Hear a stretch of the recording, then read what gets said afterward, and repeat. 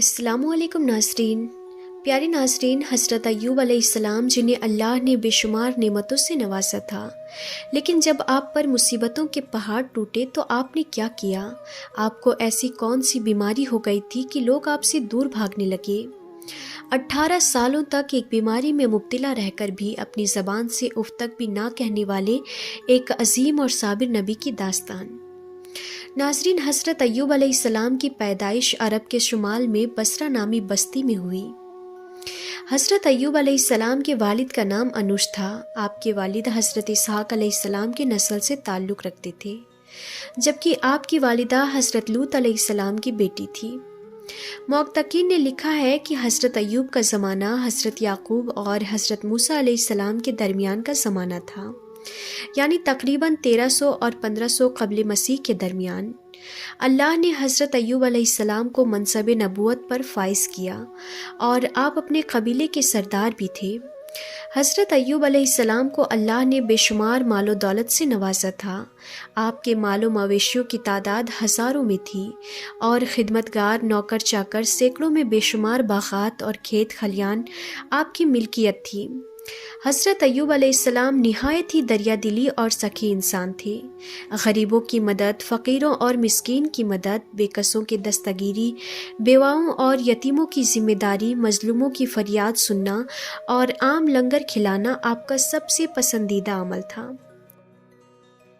حضرت ایوب علیہ السلام سے متعلق توریت میں ایک صحیفہ موجود ہے جن کا نام صحیفہ ایوبی یعنی دی بک آف جوب ہے۔ آپ کی بیوی کا نام بیوی رحمت یا لیا تھا، جو حضرت یوسف علیہ السلام کی بیٹی تھی۔ آپ کے 7 بیٹے اور 3 بیٹیاں تھیں۔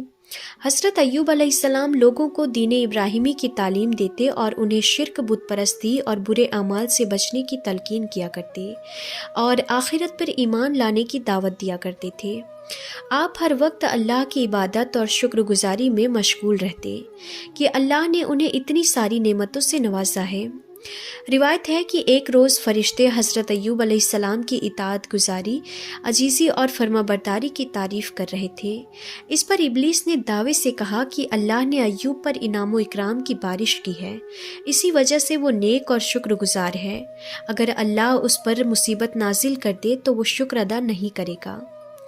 لہٰذا شیطان نے جب ایسا کہا تو اللہ تبارک و تعالی حضرت ایوب علیہ السلام کا خلوص اور محبت اللہ سے جو تھی اس کو لوگوں کو دکھانا چاہا، اور اس کے لیے اللہ نے ان کو آزمائش میں ڈالا تاکہ ان کا جو صبر ہے، ان کا جو خلوص ہے اور اللہ سے ان کی سچی محبت جو ہے وہ ظاہر ہو جائے، اور لوگوں کو پتہ چل جائے کہ ایسا نہیں ہے کہ ایوب علیہ السلام کو اللہ نے مال و دولت دیا تھا اسی لیے اللہ کی عبادت کرتے تھے، بلکہ وہ کسی بھی حال میں رہیں تو وہ اللہ کی عبادت کرتے رہیں گے اور شکر کرتے رہیں گے۔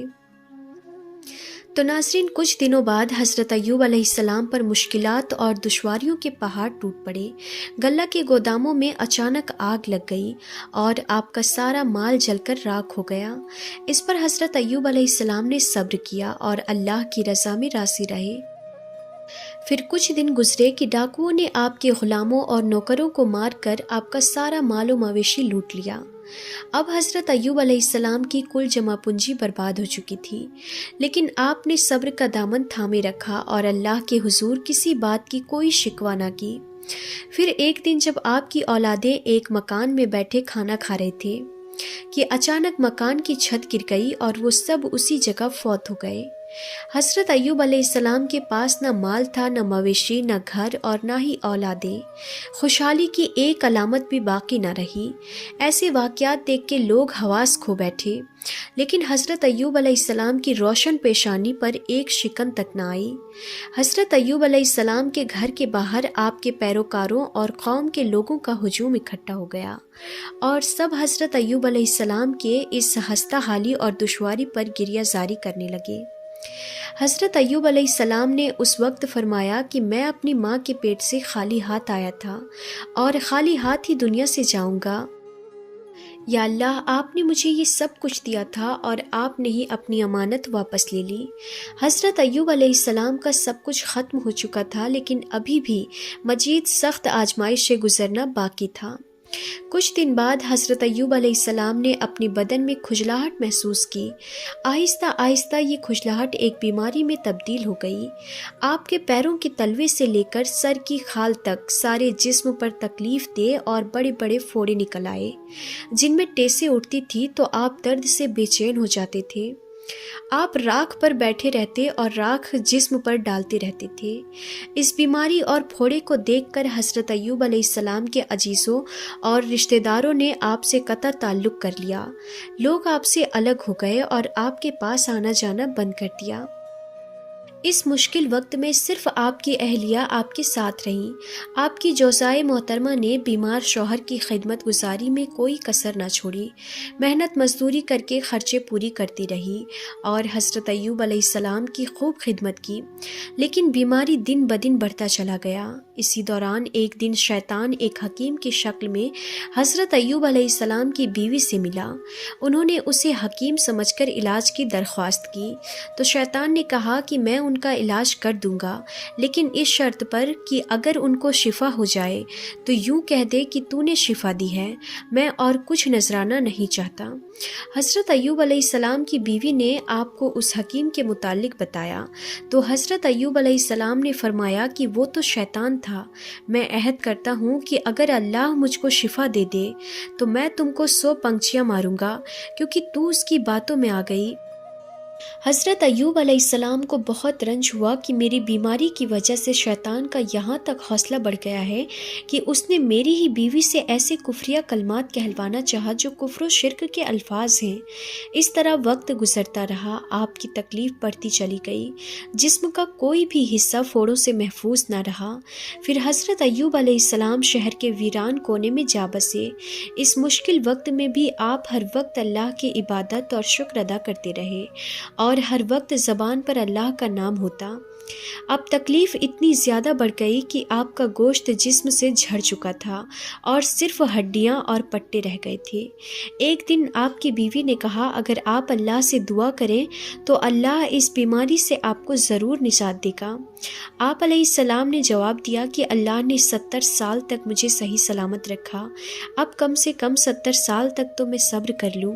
یہ سن کر ان کی بیوی خاموش ہو گئی اور رونے لگی۔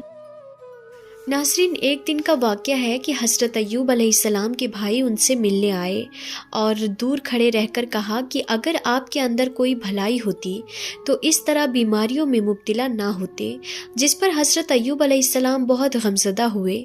روایتوں کے مطابق حضرت ایوب علیہ السلام اس بیماری میں 18 سال تک تکلیف میں رہے۔ ایک قول کے مطابق 3 سال اور ایک کے مطابق 7 سال تک برسوں مشقت اور تکلیف جھیلنے کے بعد بھی آپ برابر صبر و شکر کرتے رہے، اور پھر آپ نے اللہ کے حکم سے یہ دعا مانگی کہ بے شک مجھے تکلیف پہنچی ہے اور تو سب رحم کرنے والوں سے بڑھ کر رحم کرنے والا ہے۔ ناظرین، لہٰذا اب امتحان کی گھڑیاں ختم ہوئی۔ آپ خدا کی آزمائش میں پورے اترے اور امتحان میں کامیاب ہو گئے۔ انہوں نے اپنا پاؤں زمین پر مارا جہاں سے ٹھنڈے اور شیریں پانی کا چشمہ پھوٹ پڑا۔ پھر آپ نے اپنے کمزور اور لاغر جسم کو گویا اس چشمے کے پانی پر ڈال دیا۔ جیسے جیسے جسم پر پانی پڑتا جسم میں طاقت آتی جاتی۔ آپ دیر تک نہاتے رہے یہاں تک کہ مکمل طور پر صحت مند ہو گئے۔ پھر حضرت ایوب علیہ السلام کے لیے اللہ نے جنت سے جوڑے بھیجے جسے آپ نے پہن لیا اور وہاں سے ہٹ کر ایک طرف بیٹھ گئے۔ اس دوران آپ کی بیوی وہاں موجود نہیں تھی۔ جب آپ کی بیوی وہاں تشریف لائی تو انہیں پہچان نہ سکی۔ انہوں نے آپ ہی سے پوچھا کہ اے اللہ کے بندے، یہاں ایک آفت زدہ شخص ہوتا تھا، وہ کہاں گیا؟ اس پر حضرت ایوب علیہ السلام نے فرمایا کہ میں ہی ایوب ہوں۔ انہوں نے عرض کیا کہ اے اللہ کے بندے، آپ مجھ سے مذاق کرتے ہیں؟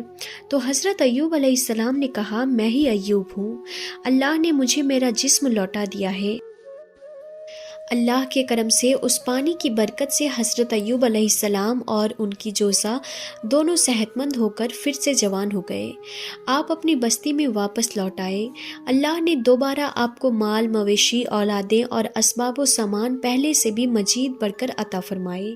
روایت ہے کہ حضرت ایوب علیہ السلام کے 2 خلیان تھے، ایک گندم کا اور ایک جو کا خلیان تھا۔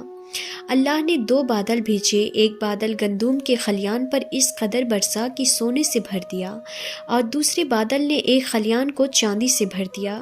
پھر حضرت ایوب علیہ السلام نے 4 پشتوں تک اپنی نسل کو پھیلتے دیکھا، اور 140 کی عمر میں آپ کی وفات ہوئی۔ حضرت ایوب علیہ السلام کے اس واقعے میں ہمارے لیے یہ پیغام ہے کہ اللہ تعالیٰ کے نیک بندوں کا بھی خدا کی طرف سے امتحان ہوا کرتا ہے، اور جب وہ امتحان میں کامیاب اور آزمائش میں پوری اترتے ہیں تو خداوند ان کی مراتب اور درجات میں اتنی بلندی عطا فرما دیتا ہے کہ کوئی انسان اس کو سوچ بھی نہیں سکتا۔ اگر انسان جان لے کہ امتحان کے بعد اس کو کیا کچھ حاصل ہونے والا ہے تو پھر وہ امتحان سے نفرت نہیں بلکہ محبت کرنے لگے گا۔ صبر کرنا پیغمبروں کی صفت ہے۔ صبر زندگی کے آداب سکھاتا ہے۔ صبر بندے کو اسفل سے اعلیٰ کی جانب لے جانے والی قوت ہے۔ تو ناظرین، آج کے لیے بس اتنا ہی۔ آخر میں اللہ تبارک و تعالیٰ سے دعا ہے کہ اللہ ہم سب کو صبر و شکر کی توفیق عطا فرمائے، آمین۔ ناظرین، اگر آپ نے ابھی تک ہمارے چینل عالمی باتیں کو سبسکرائب نہیں کیا ہے تو آپ اسے ابھی سبسکرائب ضرور کر دیں۔ تو ہم پھر ملتے ہیں ایسے ہی انفارمیٹیو ویڈیوز کے ساتھ، تب تک کے لیے خدا حافظ۔